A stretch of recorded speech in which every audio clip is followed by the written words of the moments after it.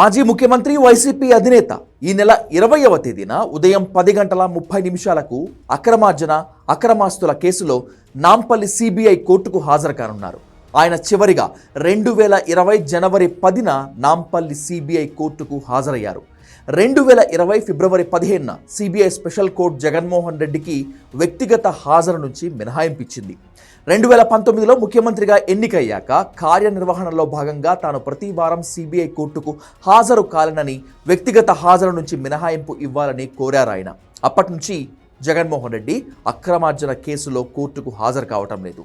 2024 జూన్లో ఓడిపోయి పదవి నుంచి దిగిపోయాక కూడా ఇప్పటి వరకు ఆయన నాంపల్లి సిబిఐ కోర్టు ముందుకు రానేలేదు.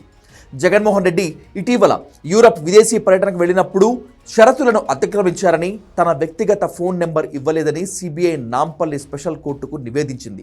దీంతో బెయిల్ రద్దయ్యే ప్రమాదం ఉండడంతో జగన్ 20న వ్యక్తిగతంగా కోర్టుకు హాజరవుతున్నారు. 2004-9 మధ్య వైఎస్ రాజశేఖర రెడ్డి ముఖ్యమంత్రిగా ఉన్నప్పుడు జగన్ క్విడ్ ప్రోకో ద్వారా అక్రమ ఆస్తులు కూడబెట్టారని కేసులు నమోదయ్యాయి. దీనికి సంబంధించి సిబిఐ ఈడీ కేసులు నమోదు చేసి జగన్ని అరెస్ట్ చేయటం మాత్రమే కాకుండా 11 ఛార్జ్షీట్లు కూడా ఫైల్ చేశాయి. 16 నెలలు ఈ కేసులో జగన్ జైల్లో ఉన్నారు. ఆ తర్వాత బెయిల్పై విడుదలయ్యారు.